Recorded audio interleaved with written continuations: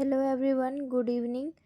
अभी हम लोग इस क्लास में सामान्य अध्ययन के 30 क्वेश्चंस की प्रैक्टिस करेंगे और झारखंड जीके से जो भी प्रैक्टिस सेट थी वो 15 हो चुकी है। अगर आप लोगों ने नहीं देखा है तो वहाँ से आप लोग प्रैक्टिस कर सकते हैं। ओके, और ये प्रैक्टिस सेट नंबर 3 है, सामान्य अध्ययन जो जीएस से है। 30 क्वेश्चंस को हम लोग बहुत ही जल्द करने वाले हैं, तो कंप्लीट ज़रूर देखना और प्रैक्टिस आपकी यहाँ पर अच्छे से हो जाएगी। क्वेश्चन नंबर फर्स्ट है, निम्नलिखित में से किस गुप्त राजा एक अन्य नाम देवगुप्त था? कौन से गुप्त राजा हैं जिनका दूसरा नाम क्या है? देवगुप्त था। समुद्रगुप्त, समुद्रगुप्त द्वितीय, कुमारगुप्त या फिर उपयुक्त में से कोई नहीं। करेक्ट आंसर 41 का ऑप्शन यहाँ पर सेकंड होगा, जो कि है समुद्रगुप्त द्वितीय को देवगुप्त भी कहा जाता था। नेक्स्ट है, प्राचीन श्रावस्ती का नगर विन्यास किस आकृति का है? वृत्ताकार, अर्धचंद्राकार, त्रिभुजाकार या फिर आयताकार? करेक्ट आंसर होगा 42 का ऑप्शन बी, जो कि है अर्धचंद्राकार। इसका क्या है? आकृति है, यानी कि शेप है। नेक्स्ट है, नादिर शाह का आक्रमण निम्नलिखित में से किस मुगल बादशाह के समय में हुआ था? बहादुर शाह प्रथम, फर्रुखसियर, मोहम्मद शाह और औरंगजेब? आपको अगर आंसर पता है ना तो आप आंसर करते हुए चलेंगे, क्योंकि ये क्लास स्ट्रीमिंग में चल रही है। जैसे हम लोग लाइव में कमेंट करते हैं ना क्वेश्चन का आंसर को, उसी तरह स्ट्रीमिंग में भी हम लोग कर सकते हैं। तो आप लोग कमेंट करेंगे तो वो चीज़ लॉन्ग टाइम तक याद रहेगा, है ना। तो 43 का करेक्ट आंसर होगा ऑप्शन सी, जो कि है मोहम्मद शाह है। नेक्स्ट देखते हैं, 1904 में क्रांतिकारी संगठन अभिनव भारत संगठित किया गया था कहाँ पर? ओडिशा में, बंगाल में, उत्तर प्रदेश में या फिर महाराष्ट्र में? करेक्ट आंसर इसका होगा ऑप्शन डी, ये महाराष्ट्र में किया गया था। 1899 में स्थापित एक मित्र मेला ही वर्ष 1904 में एक गुप्त सभा, जो कि अभिनव भारत में परिवर्तन हो गया यहाँ पर, और वीडी सावरकर के द्वारा किया गया था, है ना। नेक्स्ट है, निम्नलिखित में से किस अधिवेशन में कांग्रेस ने पहली बार भारतीय रियासतों के प्रति अपनी नीति घोषित की थी? नागपुर अधिवेशन, गया अधिवेशन, कानपुर अधिवेशन और लखनऊ अधिवेशन?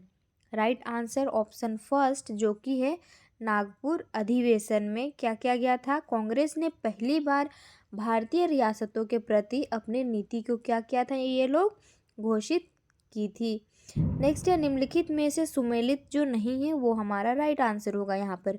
मोतीलाल नेहरू, नेहरू रिपोर्ट, एमएस गांधी चंपारण आंदोलन, एमसी बोस जो है फॉरवर्ड ब्लॉक, और एमएस जिन्ना खिलाफत आंदोलन? राइट आंसर होगा ऑप्शन डी, एमएस जिन्ना खिलाफत आंदोलन से बिलोंग नहीं करते, संबंधित नहीं है। राइट आंसर, खिलाफत आंदोलन का जो प्रारंभ करने के लिए गठित खिलाफ कमेटी के शौकत अली, मोहम्मद अली और अबुल कलाम आज़ाद, हकीम अजमल खान, हसरत मोहानी तथा डॉक्टर अंसारी इसमें शामिल थे। ये क्या है? एम ए जिन्ना जो है ये नहीं बिलोंग करते हैं। नेक्स्ट है, सूची 1 को सूची 2 के साथ सुमेलित कीजिए तथा सूचियों के नीचे दिए गए कूट का प्रयोग करते हुए सही उत्तर का चयन करना है। सही उत्तर का हमें यहाँ पर चयन करना है। तो क्या है क्वेश्चन नंबर कितना? 47 है ना। दाजी गाम जो है ये क्या है, ये सब देख लेते हैं एक बार।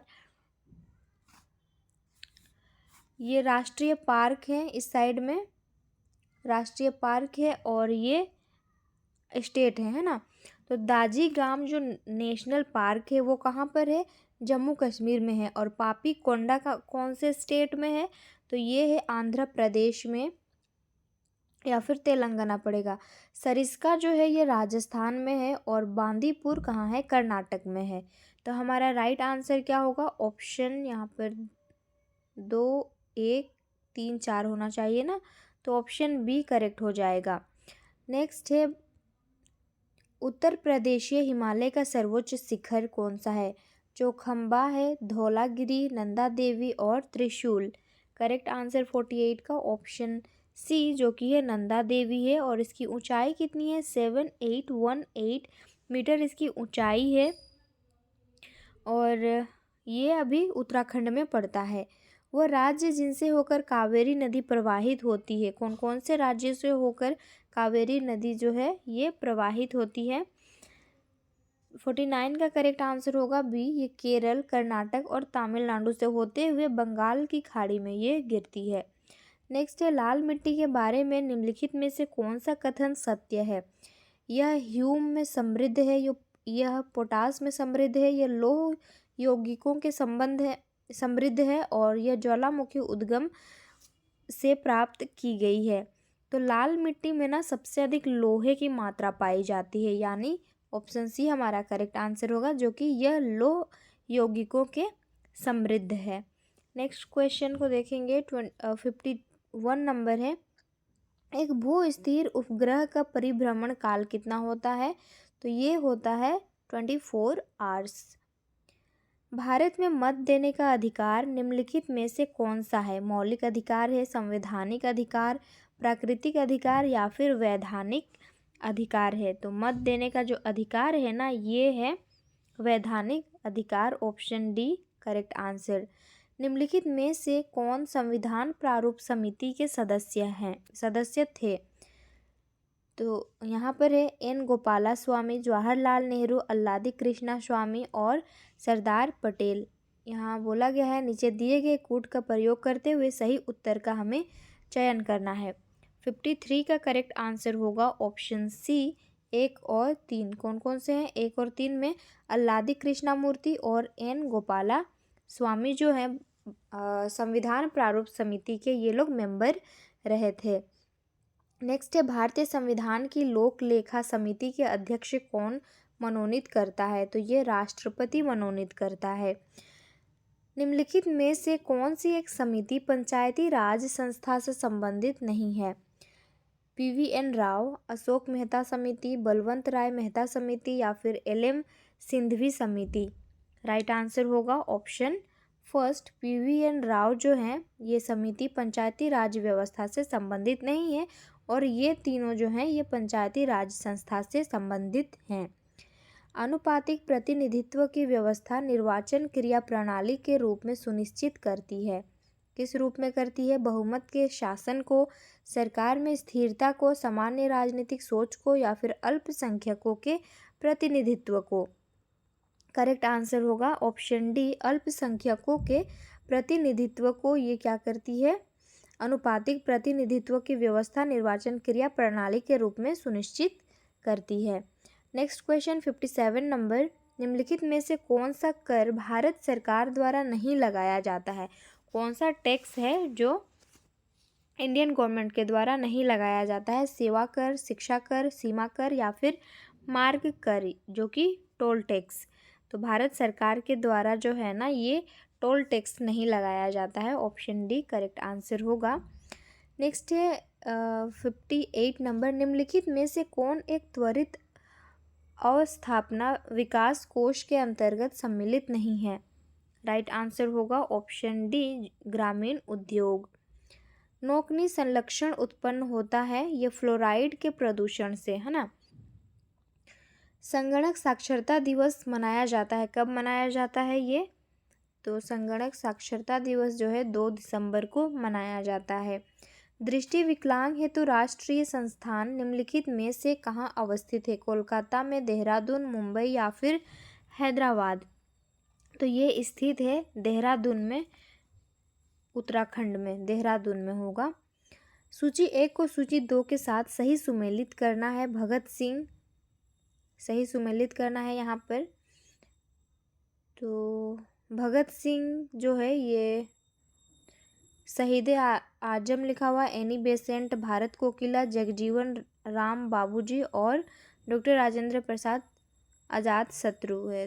तो यहाँ पर हमें सही मैच करना है। ऑप्शंस नीचे दिए हुए हैं। 62 का राइट आंसर ऑप्शन फर्स्ट होगा, जो कि है इस प्रकार से होगा। भगत सिंह का जो है ये शहीद आजम होगा, एनी बेसेंट होगा, भारत कोकिला जगजीवन राम बाबूजी और डॉक्टर राजेंद्र प्रसाद होगा आज़ाद शत्रु। तो इस तरह से ऑप्शन फर्स्ट करेक्ट आंसर होगा।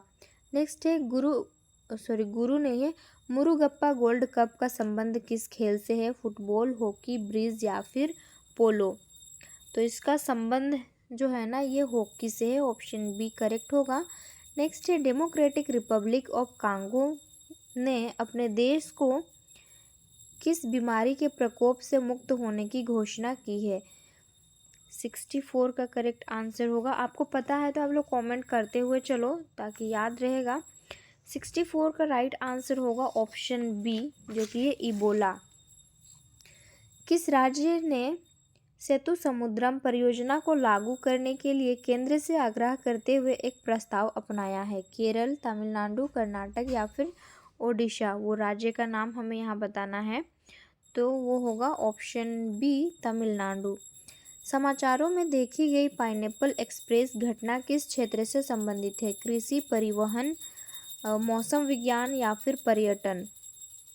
तो ये घटना जो है ना संबंधित है मौसम विज्ञान से। 66 का राइट आंसर ऑप्शन सी होगा। हाल ही में किस देश ने 2030 तक अपनी सेना की मौजूदा ताकत को घटाकर आधा करने की योजना की घोषणा की है? भारत, श्रीलंका, पाकिस्तान या फिर यूएसए? तो राइट आंसर ऑप्शन बी होगा श्रीलंका। किस देश ने आधिकारिक संचार में अंग्रेजी और अन्य विदेशी भाषाओं का प्रतिबंध लगा दिया है? तो ये कौन सा देश होगा? इटली देश होगा, जहाँ पर इन सारी चीज़ें यानी कि जैसे आप देख रहे हैं संचार में अंग्रेजी और अन्य विदेशी भाषाओं में प्रतिबंध लगा दिया गया है। 68 का ऑप्शन फर्स्ट। अंतर्राष्ट्रीय चावल अनुसंधान संस्थान IRRI का मुख्यालय कहाँ पर है? राइट आंसर इसका होगा अंतर्राष्ट्रीय चावल अनुसंधान संस्थान मनीला में है, फिलीपीन में, है ना। और राष्ट्रीय चावल अनुसंधान अगर आपसे पूछे तो ये कहाँ है? कटक में, ओडिशा में पड़ता है। मासिक धर्म के समय छुट्टी देने वाले कानून को मंजूरी देने वाला पहला यूरोपीय देश कौन सा है? स्वीडन, स्पेन, स्विट्जरलैंड या फिर फिनलैंड? तो उस देश का नाम हमें बताना है। राइट आंसर होगा स्पेन ने ये क्या बोला गया है? मासिक धर्म के समय छुट्टी देने वाले कानून को मंजूरी देने वाला पहला यूरोपीय देश बन गया है स्पेन। 30 क्वेश्चंस कंप्लीट हो गए और आपका अपना स्कोर बता दीजिएगा कितने क्वेश्चन का आंसर करेक्ट हुए। और इस सीरीज़ में बने रहना, और भी बहुत सारे क्वेश्चंस होंगे जिसकी प्रैक्टिस हम लोग करेंगे। एग्ज़ाम का टेंशन लेना है नहीं, जल्दी ही होने वाली है जनवरी में जैसे CGL की, तो उसकी आप लोग अच्छे से तैयारी में लग जाइए। ओके।